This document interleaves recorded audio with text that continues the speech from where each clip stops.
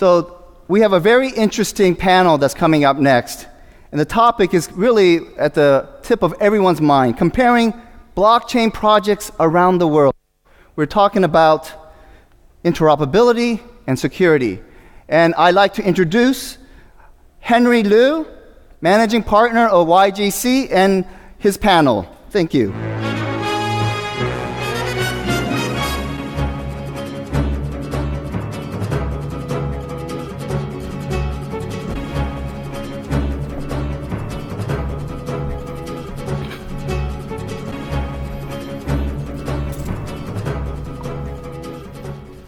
Hello there. Can you guys hear me okay? All right.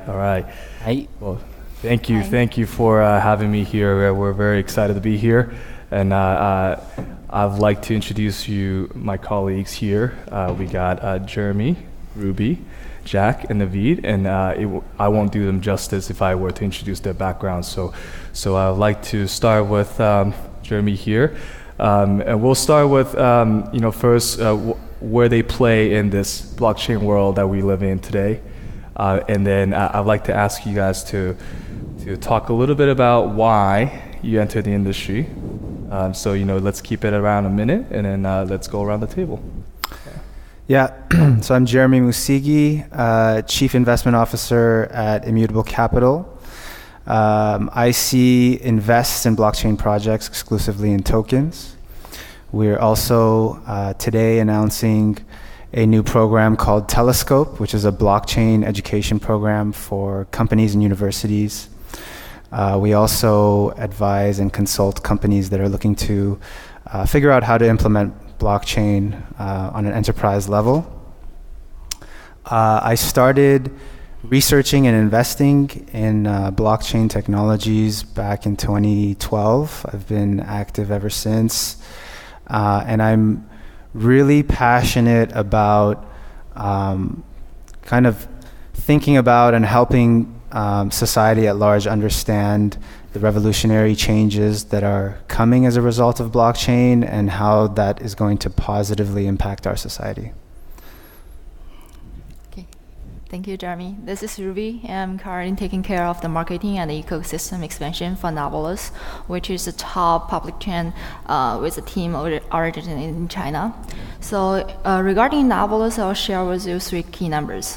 First is 2. So we have launched 2 versions of Mainline.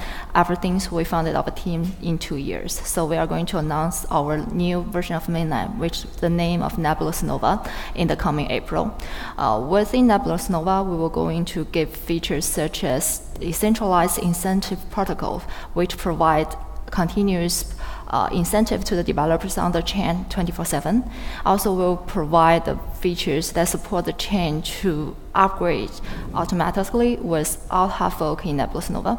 The second number is 6,800, which we are holding, which is the number of dApps we are holding currently on Nebulas. I think it's the largest number of dApps out of all the public chains in the world right now. The third number is 3. So we are admitted as top 3 of public chains by the Chinese Technology Administration in terms of technology. So I used to work at an investment banker, which when I was in Hong Kong, and I joined blockchain industry because I think this technology is innovative, and we are going to have a new way of collaboration with the support of this technology. Thanks. Hello everyone, my name is Jack. I'm CEO of Infinito Solution. We have headquarters in Singapore with several offices around Asia like Japan, Hong Kong, Shanghai, Thailand, Philippines, Vietnam, and Malaysia. We aim to bring values to the service layer for business according to the blockchain technical stack.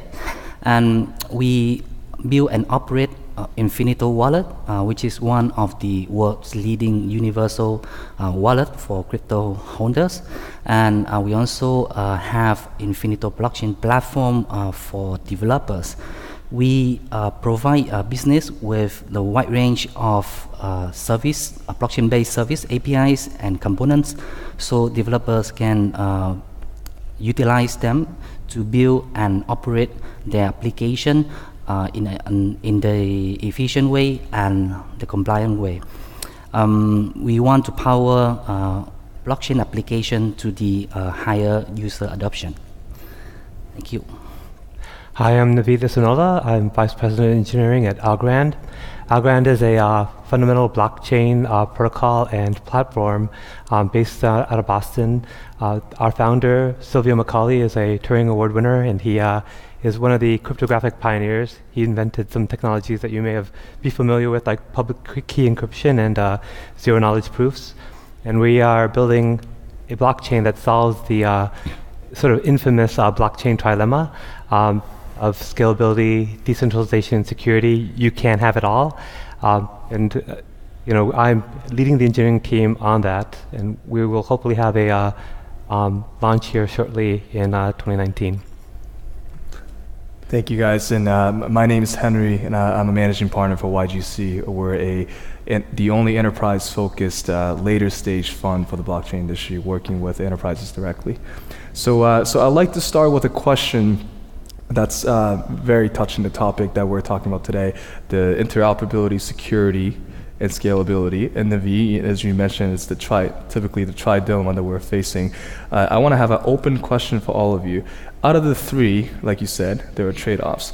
What is the most important to you? Who wants to go? I'll jump in. I think that security has to be the most important. I think any blockchain that lacks security cannot justify its existence. So it's hard to choose between the three because they're all crucial, but security is the first step. From there, scalability, if you have a blockchain that's secure, you're able to deliver value to a limited number of people without scalability, but scalability is what lets you actually have a meaningful contribution to society and to actually attack a problem in a meaningful way. Interoperability, I would define as your ability to connect with the ecosystem as a whole, which is something that's developing more as the ecosystem grows. So it's not necessarily a pain point right now today, but I think any project that's building now needs to be building for the future. That's what blockchain is all about. So you have to be interoperable in terms of how the ecosystem is going to look. So your vote is security. Security, you can't live without security. Got it. Yeah. Anyone else? I'm happy to chime in. Sure. I totally agree with Jeremy. I think security is the ultimate property. At some point, this borderless economy we're all building will be worth, if it's comparable to the current real-world economy of $80 trillion, that's a lot to secure. I think if there's a way for someone to find a hole in that, they will. And so security needs to be there first. It needs to be table stakes.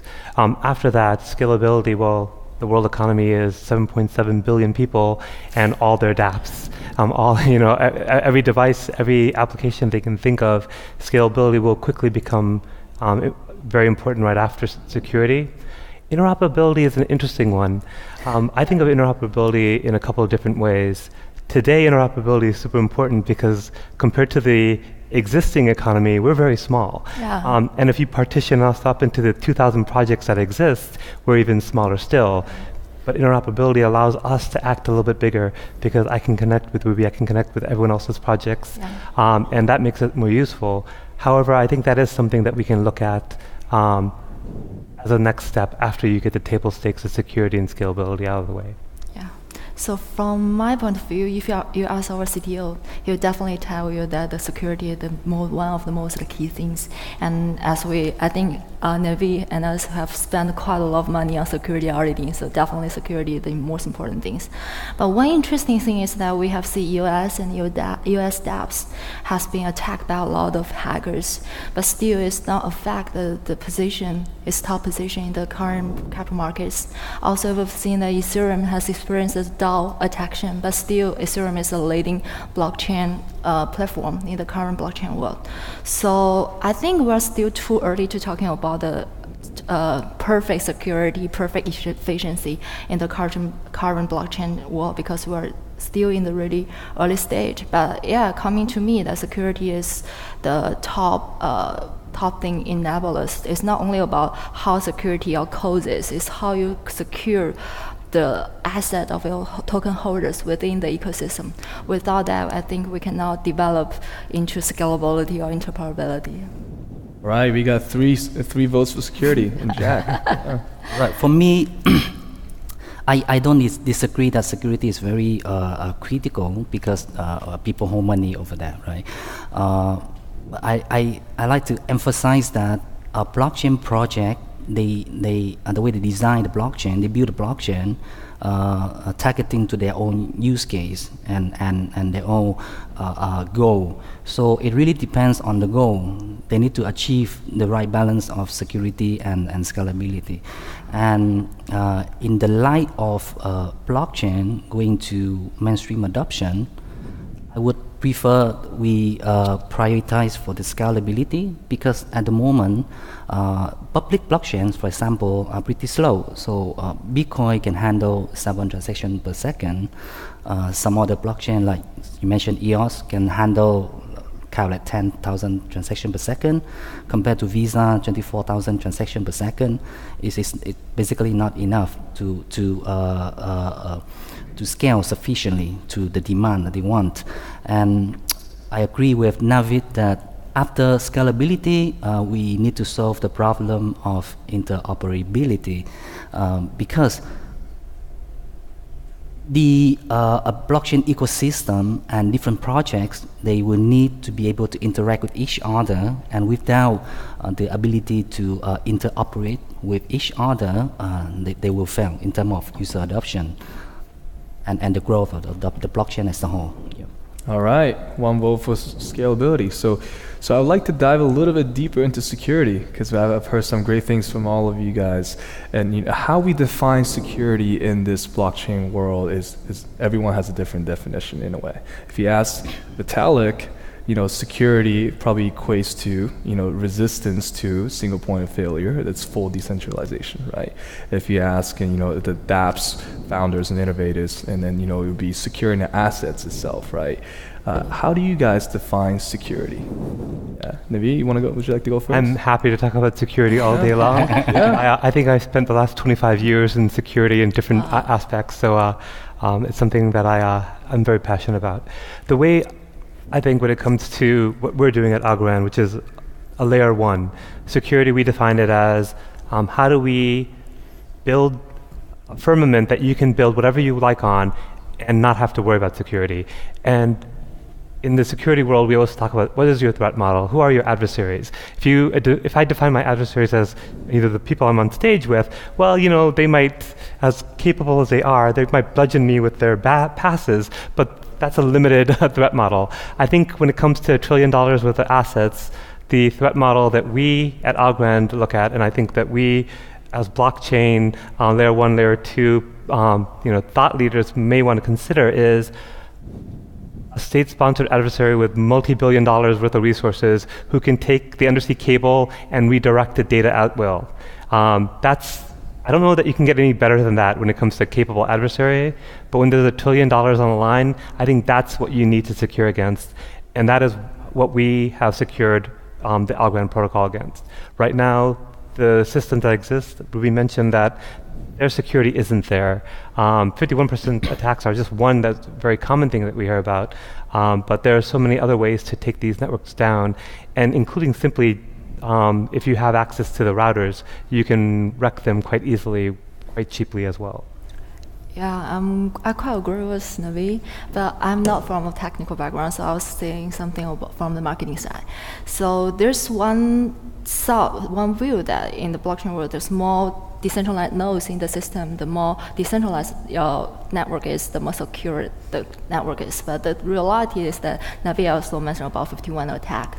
In the blockchain, especially with the POW consensus like Bitcoin, we see the nodes is actually monopolizing the whole system. They're monopolizing where the system should be upgrading to. So we see the incident of BCH, half fork, and which, as myself as a token holder, even though there's no hackers have already attacked the system, but my asset and my benefits was actually quite affected. So from point of view as Nebulas, we think that the security is like introduce a unified rule for the node holders, node operators, for token holders, developers, for everybody into the ecosystem. They could operate equally and collaborate equally within the ecosystem. And no one is empowered with, even though the founders, the founding team, the foundation is empowered with superpower that could be evil within the ecosystem. Then the whole ecosystem should be secure from a fundamental way. And we can talk about the code securities, and we can have a more stable ecosystem to develop towards. Yeah. So this is what Nebulas is working on in our new version of Mina. Yeah. I'd also like to offer another perspective on security, which is one that I don't hear people talk about that much.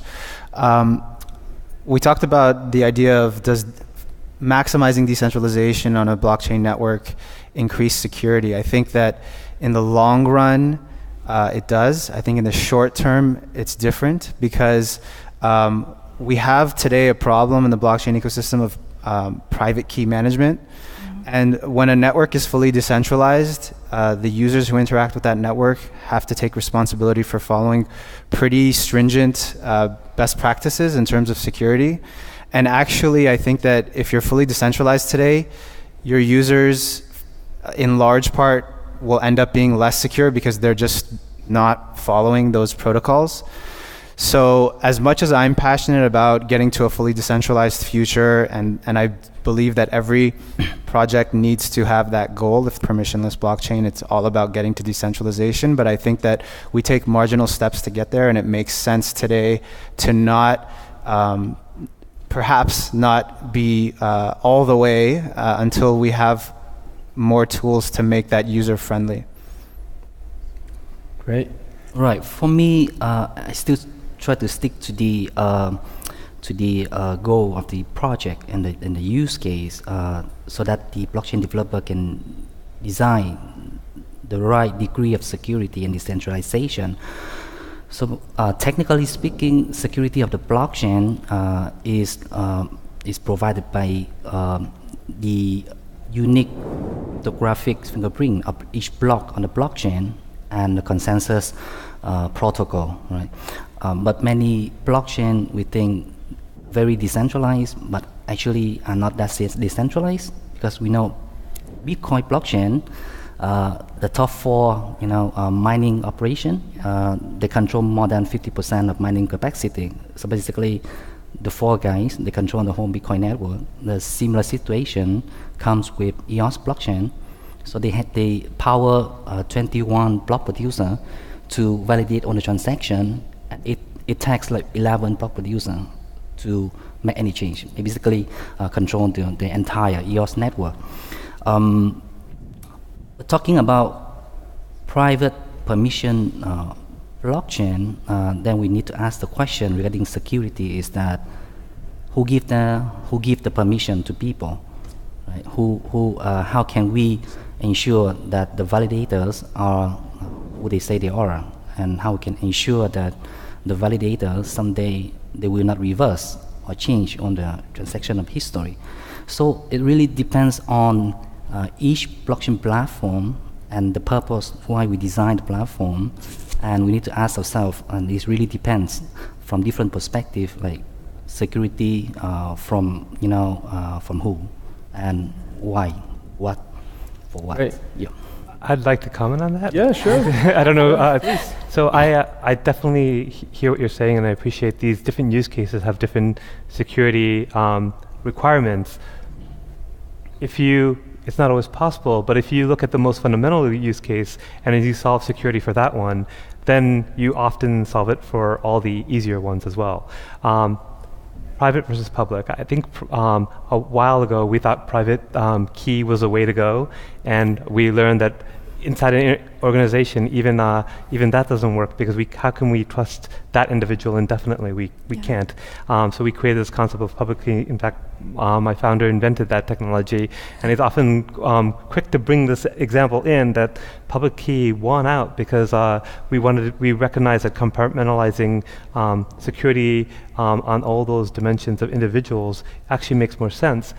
And backing up to delegated proof of stake, I think we all recognize that any sort of centralization around proof of work, delegated proof of stake, even bonded proof of stake, they're centralized. You need a decentral system.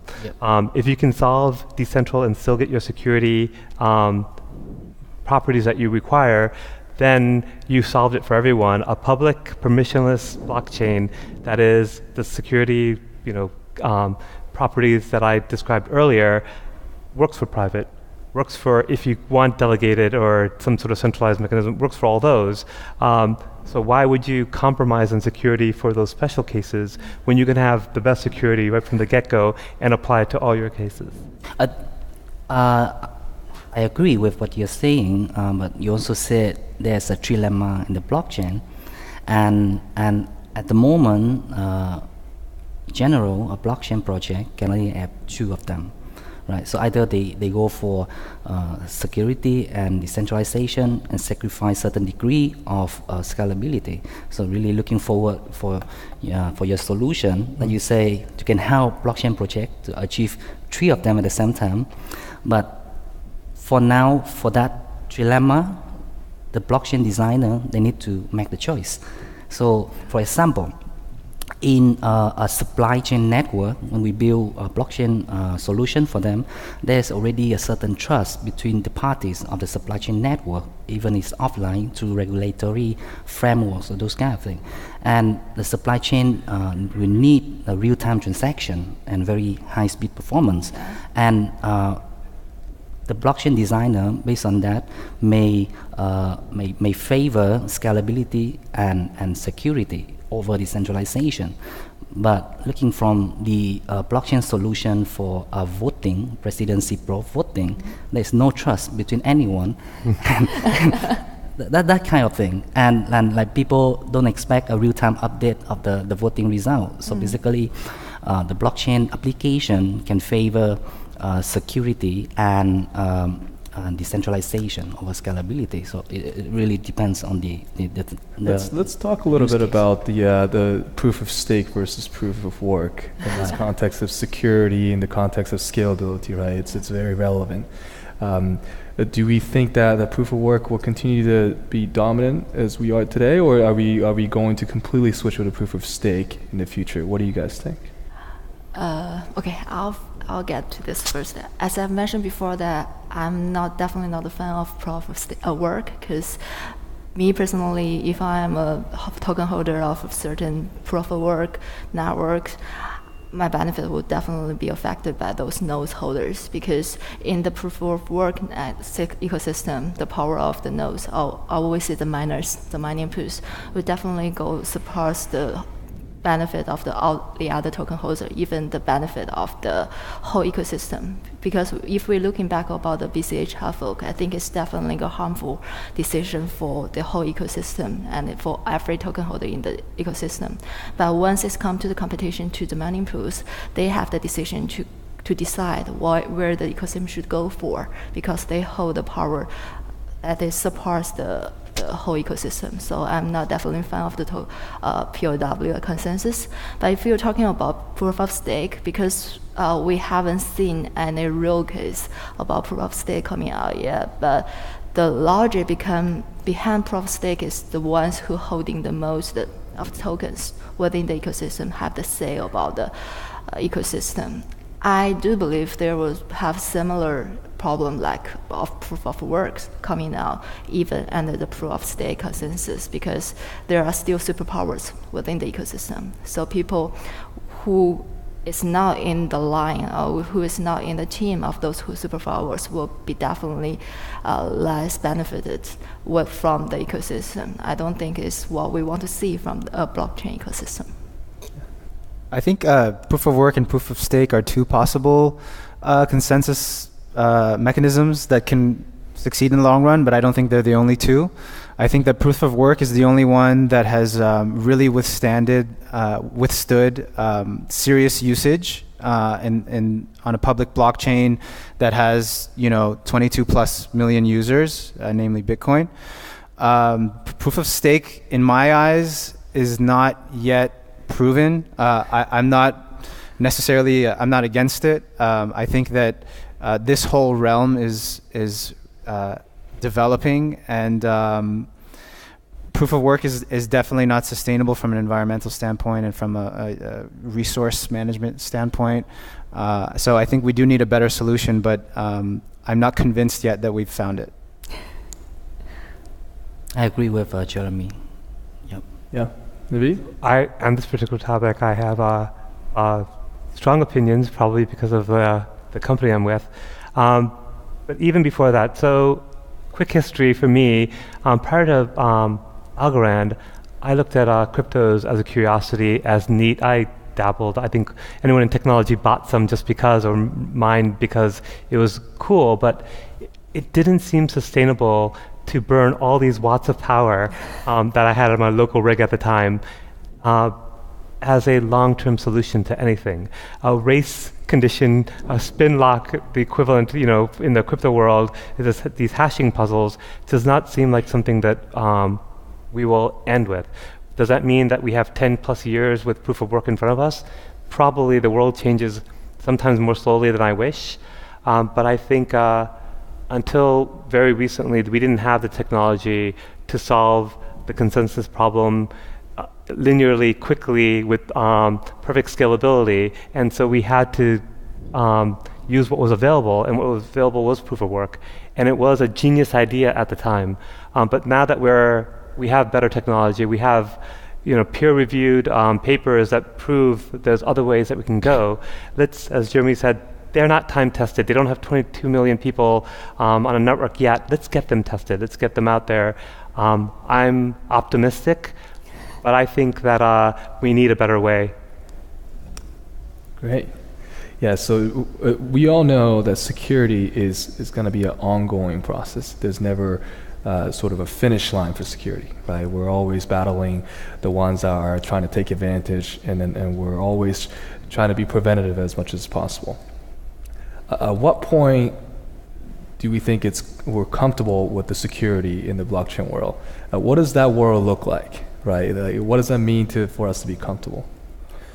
I think, well, first of all, I think that blockchain has done pretty well on the security front. I think that the need for innovation really lies on maintaining security while improving the other aspects that are lacking, like scalability.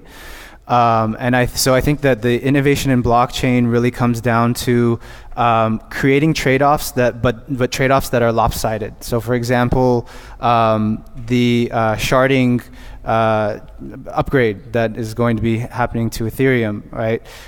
It is admittedly by Vitalik going to decrease the security of the network, but the extent to which it's going to increase scalability is like really skewed, right? So there are trade-offs that need to be made anytime these decisions happen, but innovation is finding ways in which one lever is pulled much more than the other one.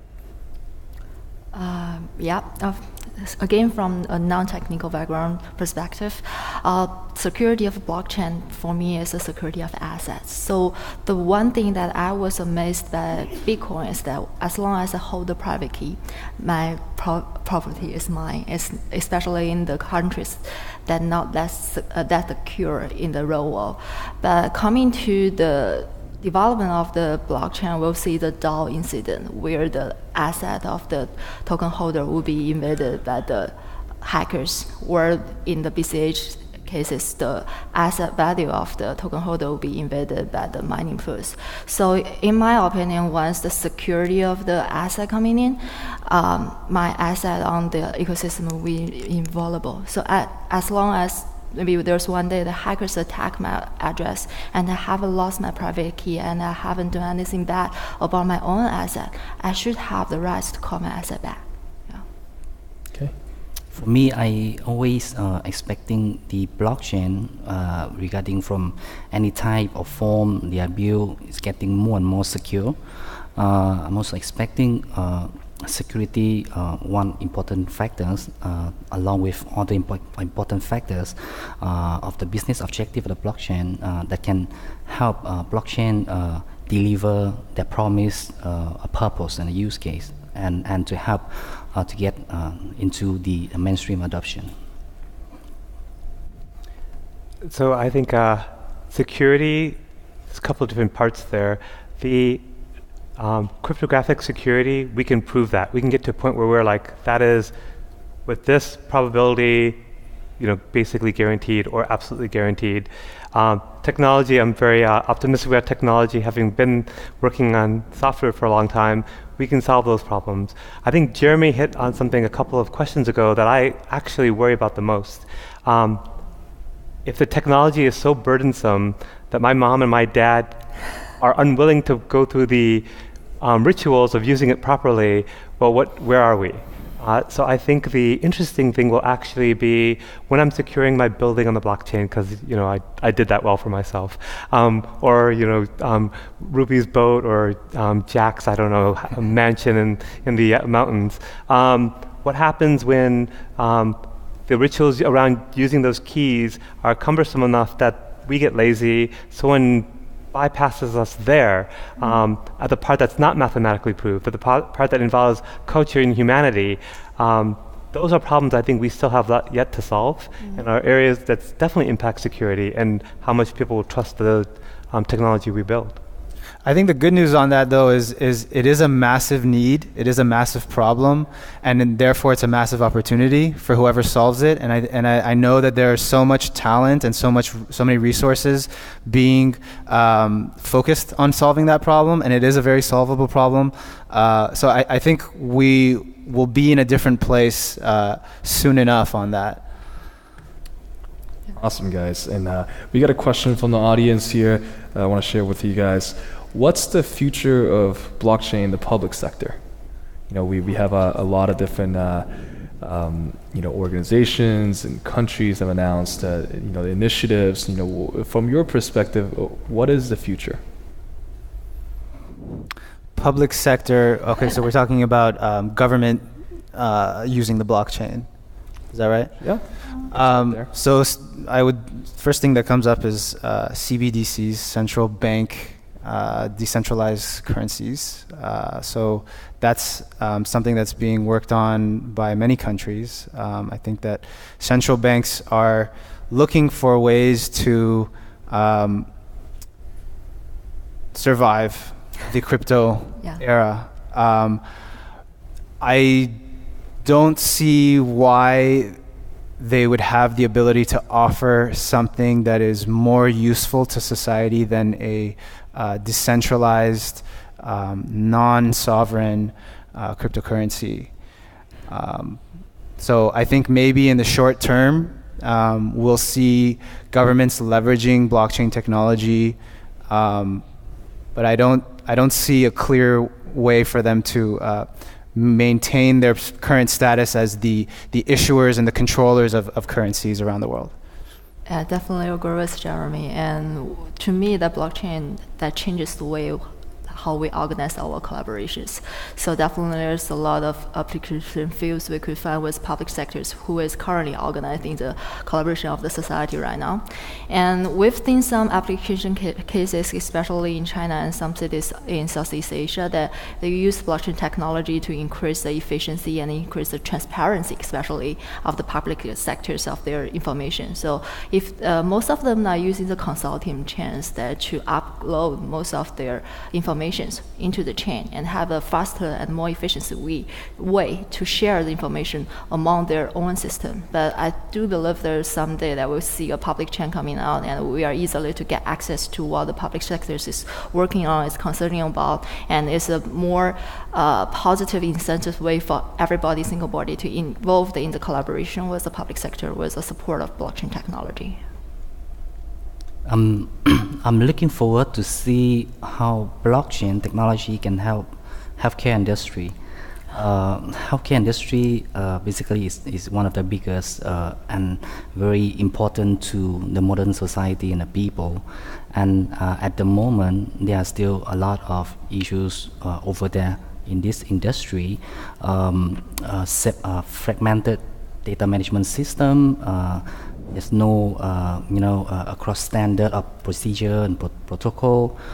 Very hard to efficiently and safely transfer the data across different healthcare network.